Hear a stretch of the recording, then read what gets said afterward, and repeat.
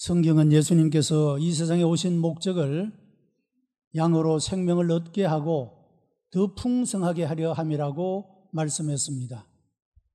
예수님께서 이 세상에 오신 목적이 우리로 하여금 멸망 가운데서 구원해내고 영원한 생명을 우리에게 주심이라고 말씀하고 있는 것입니다.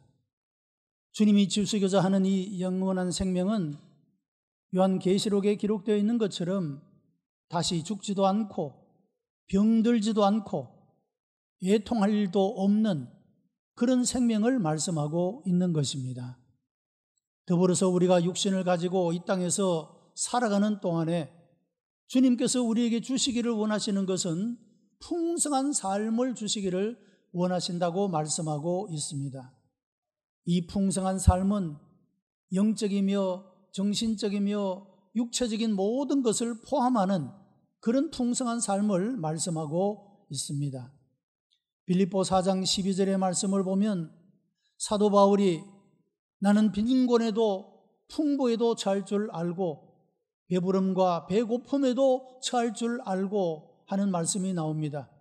그 모든 환경과 조건 속에서도 처신할 줄 아는, 감사하며 만족하며 살아갈 줄 아는 그런 삶의 일체의 비결을 배웠노라고 고백하고 있습니다마는 예수 그리스도께서 우리에게 주시고자 하는 풍성한 삶은 바로 그와 같은 것이다 하는 것입니다.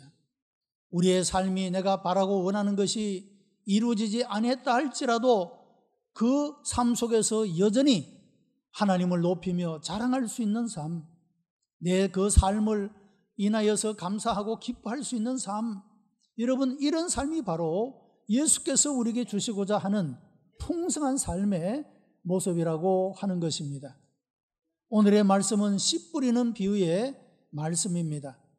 씨 뿌리는 자가 어느 날 밭에 나가서 씨를 뿌렸습니다. 이 씨가 어떤 씨는 돌짝 길가에 떨어지고 어떤 씨는 돌밭에 떨어지고 어떤 씨는 가시밭에 떨어졌다고 했습니다. 여러분 길가나 돌짝밭이나 가시덤불이 있는 곳에 씨가 뿌려졌지만 그것이 비록 싹이 나고 자라기는 해도 열매 맺을 수 있는 데까지는 닿지 못했다, 그런 말씀입니다. 좋은 밭에 떨어진 씨만이 잘 자라고 아름답게 결실하여 30배, 60배, 100배 결실하게 되었다라고 말씀을 합니다. 이와 같이 우리가 하나님의 말씀을 잘 듣고 그 하나님의 말씀을 내 마음밭에 잘 심게 되게 될 때 우리의 삶은 30배, 60배, 100배 결실하는 풍성한 삶으로 나아갈 수 있다라고 말씀하고 있는 것입니다. 오늘 주어진 나의 삶에 감사하고 기뻐하고 우리의 삶을 인하여 하나님 앞에 영광을 올려드리며 믿음으로 살아가는 사람에게는 하나님께서 있는 자에게 더하여 주시는 은혜를 베푸신다고 말씀하고 있는 것입니다. 우리 모든 성도들의 삶 속에 이와 같이 주님이 주시는 풍성한 은혜가 있게 되기를 주님의 이름으로 축복합니다. 우리가 풍성한 삶을 살기 위해서는 내 마음밭에 믿음을 심어야 합니다. 하나님은 없는 것도 있게 만드시는 분이시기 때문에 우리가 있는 것을 더 있게 만드시는 분이시라고 말씀을 합니다. 믿음은 하나님이 이렇게 우리 가운데 역사하게 하시는 것입니다. 누구든지 있는 사람은 더 받아 넉넉하게 되지만 없는 자는 있는 것까지도 빼앗기게 되리라고 말씀을 합니다. 믿음을 가진 자, 하나님께서 그 믿음 가운데 더욱더욱 복을 주시어 더 넘치는 풍성한 삶으로 역사해 주신다고 하는 것입니다. 마태복음 25장에는 달란트의 비유가 나옵니다. 이 달란트의 비유에서 5달란트를 받고 2달란트를 받았던 사람은 그것을 가지고 열심히 장사를 해서 남겼다. 5달란트를 남기고 2달란트를 남겼다고 말하고 있습니다. 이것은 하나님께서 우리 인생에 각각에게 주신 은사를 따라 능력을 따라 환경과 처지를 따라 감사하며 내 모습 이대로를 받아주시는 하나님 앞에 영광을 올려드리며 최선을 다하여 힘써 하나님 앞에 살아가는 자의 삶의 자세를 말씀하고 있는 것입니다. 여러분, 우리에게 주어진 은사대로, 우리에게 주어진 은혜대로 우리가 하나님 앞에 응답하며 살아가는 자, 이런 모든 사람을 향하여 주님께서는 잘했다, 착하고 충성된 종이라고 칭찬을 하셨습니다. 그러나 한 달란트 받은 사람, 이 사람은 주인이 엄하다는 것을 생각하고 그 달란트를 땅에 묻어놓고 그렇게 썩혀두고 말았습니다. 주인이 오실 때 한 달란트만 그렇게 가지고 왔습니다. 왜 이렇게 하였느냐? 주인이 엄한 분인 줄 알기 때문에 그렇게 했습니다. 그런 줄 알면은 어디 맡겨서 이자라도 가져와야 되지 않느냐 책망을 하셨습니다. 악하고 게으른 종이라고 책망했던 그런 모습을 보게 됩니다. 있는 자는 더 있게 하시고 없는 자는 빼앗으시는 그런 모습을 이 달란트의 비유를 통하여서도 볼 수가 있다는 것입니다. 사랑하는 성도 여러분, 여러분은 여러분의 마음밭에 믿음을 심게 되기를 바랍니다. 이 믿음이 있으면 하나님은 그 믿음의 복을 더하시고 복의 복을 더하여 주시어 우리로 하여금 풍성한 삶을 살아가도록 역사해 주실 줄로 믿습니다. 우리 마음에 믿음이 없으면 아무런 은혜도 아무런 역사도 우리의 삶 속에 일어나지 않고 있는 것조차 빼앗기는 책망을 받는 삶이 될 수밖에 없다라고 하는 것입니다. 믿음은 생산적인 것입니다. 기적을 가져오며 위대한 일을 성취시켜 주시는 것입니다. 안 된다, 못한다, 할 수 없다고 하는 사람은 그 자신의 마음에 심은 의심과 불신과 부정적인 생각 때문에 아무것도 할 수 없게 됩니다. 그리고 자기가 할 수 있는 것조차도 할 수 없는 무능한 자로 전락해버리고 마는 것입니다. 그러므로 내 마음의 믿음을 심어서 긍정적이고 창조적인 삶을 살아가야 합니다. 하나님은 믿음 있는 자에게 큰 믿음을 더하게 하시고 감사가 있는 자에게 감사할 일들이 많아지게 하시고 헌신하는 사람들에게 더 즐겁게 헌신할 수 있도록 은혜 주시는 분이십니다. 우리 모두가 이런 하나님의 풍성한 은혜를 받아서 풍성한 삶을 살아가는 우리 성도들이 다 되시기를 축복합니다. 두 번째는 하나님 마음밭에 기도를 심어야 합니다. 기도는 씨를 뿌리는 것과 같습니다. 여러분, 농부가 씨를 뿌리는 것은 낭비가 아니라 많은 열매를 얻기 위함입니다.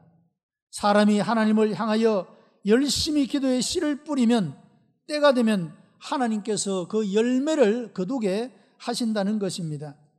여러분, 지금까지 우리 교회가 그리고 우리 성도 개개인이 하나님을 향하여 열심으로 기도의 씨를 뿌렸지만 여러분 더욱 힘써서 새벽에도 낮에도 밤에도 기도의 씨를 뿌림으로 때를 따라주시는 하나님의 은혜가 있게 되기를 바랍니다.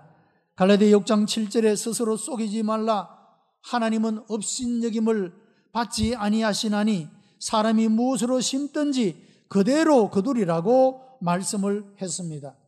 심지 않고 거두려고 하는 사람은 스스로 속이는 것이요 하나님을 업신여기는 사람이라고 말씀하고 있다는 것입니다. 여러분, 그러므로 우리는 할 수 있는 대로 선을 행해야 합니다. 힘써 하나님의 말씀을 순종하는 삶을 살아가야 합니다. 이렇게 좋은 것을 심고 선한 것을 심을 때 심는 대로 거두는 그런 역사가 나타난다라고 말씀하고 있기 때문입니다. 하나님은 우리가 복을 받아서 풍성한 삶을 살기를 원하십니다. 창조적이고 생산적인 삶을 살아가는 삶의 비결은 바로 씨를 뿌리는 것이라고 말씀하고 있는 것입니다. 우리가 하나님께 심는 믿음이 있으면 무엇을 하든지 더하게 하시는 풍성한 은혜를 주시는 줄로 믿습니다. 하나님 앞에 하나님의 그 마음의 밭에 기도의 씨를 뿌리는 일을 통하여 우리들은 우리의 삶 속에 임재하시고 간섭하시고 인도하시고 보호하시고 풍성하게 하시는 하나님의 은혜를 우리가 만날 수 있게 되기 때문입니다. 말라기야 3장 10절 말씀에 만군의 여호와가 이르노라 너희의 온전한 11조를 창고에 들여 나를 시험하여 내가 하늘 문을 열고 너희에게 복을 쌓을 곳이 없도록 붙지 아니하나 보라.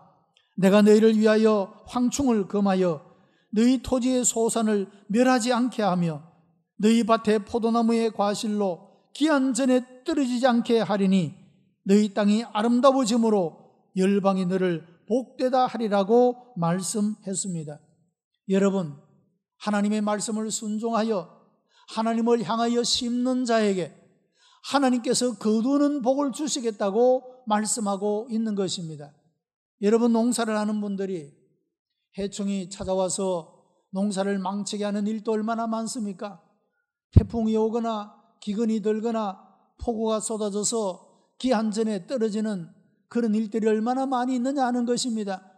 그러나 하나님께 기도로 심는 자, 하나님께서 그 모든 것들을 보호하시어 기한 전에 떨어지는 일이 없게 하시며 황충이 먹어 해를 받는 일이 없게 하시겠다고 말씀하고 있는 것입니다. 세계적인 재벌가였던 록펠러는 만일 내가 말씀을 듣고 월급 6달러에서 11조 60센트를 심지 않았다면 내가 오늘날과 같은 100만 달러를 11조로 바칠 수 없었을 것이라고 간증을 했습니다. 그는 가난한 집에서 태어나서 학교도 다니지 못하고 남의 집에서 저문을 했습니다. 교회에서 감명 깊게 들은 말씀은 11조는 축복의 씨앗을 하늘에 심는 것이다 라는 말씀을 마치 하나님이 자기에게 하는 것처럼 그 말씀을 마음에 새기게 되었습니다. 그는 오래도록 가난한 생활을 면치 못했지만 그러나 이 말씀을 적시로 순종하고 실천했던 것입니다. 어느 날 록펠러가 오래도록 저축한 돈을 저축하여 상당한 돈을 모았을 때 친구가 광산업을 하면 돈을 많이 벌 수 있다 제안을 했습니다. 그래서 자기가 저축한 돈과 또 돈을 빌려서 투자를 하게 됩니다. 돈이 다 떨어지도록 광부들에게 월급도 주지 못할 정도로 어렵게 되었습니다. 자살까지 생각이 되어졌습니다. 그때 그는 무릎을 꿇고 성경을 펴들고 하나님 밭에 기도를 심게 됩니다.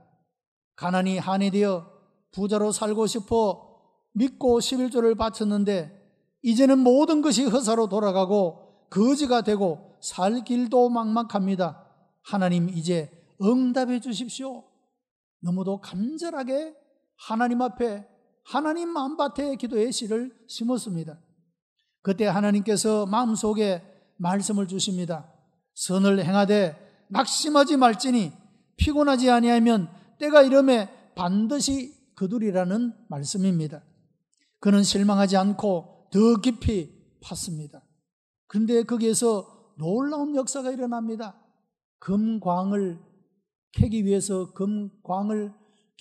제구를 했는데 그곳에서 금이 나오는 것이 아니라 석유가 솟아나기 시작했던 것입니다.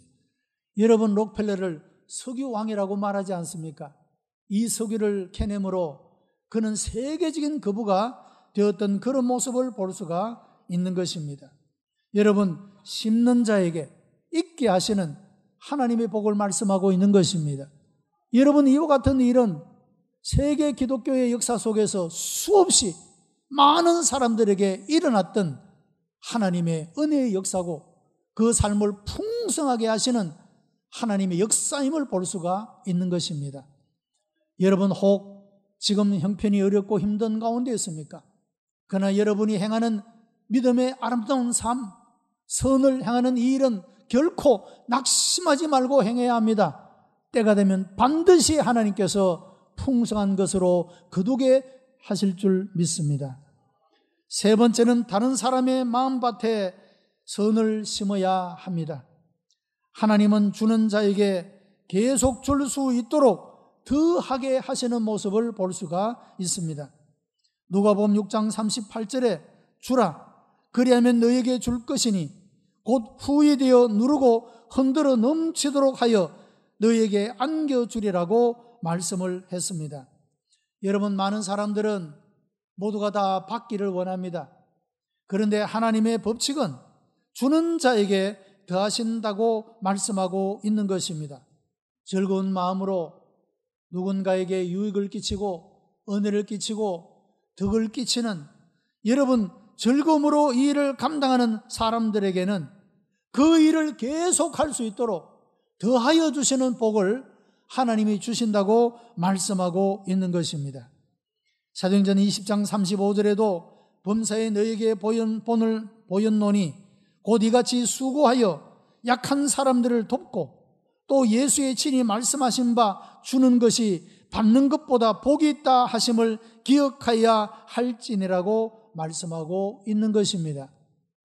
여러분, 유대 땅에는 갈릴리 바다와 사해가 있습니다. 갈릴리 바다는 숲이 우거지고 물이 맑고 고기가 많고 아름답습니다. 그러나 사해는 고기도 나무도 모든 것이 죽은 것입니다. 여러분, 그 이유는 갈릴리 바다는 북쪽에서 요단강이 흘러내립니다. 물론 그 위에는 헐몬산이 있어 아주 깊은 산 속에서 물들이 요단강으로 공급되고 이 요단강에서 갈릴리 바다로 이 물이 유입되어 들어오게 되는 것입니다. 그리고 갈릴리 바다는 밑에 아래 사해를 향하여 그 물을 끊임없이 흘러보내게 됩니다. 내가 받은 바 은혜를 다른 사람과 함께 나누고 내가 받은 바 하나님의 놀라운 은혜를, 복음을 다른 사람을 향하여 전가하는, 여러분 이런 삶을 살아가는 삶은 깨끗하고 아름답고 풍성한 삶을 살아갈 수 있음을 보여주고 있습니다.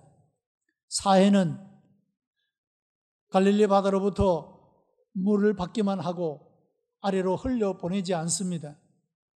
햇빛이 늘 내리쬐게 되니까 염분의 농도가 깊어져서 그래서 여러분 아무것도 살지 못하는 죽음의 바다가 되고 만 것입니다.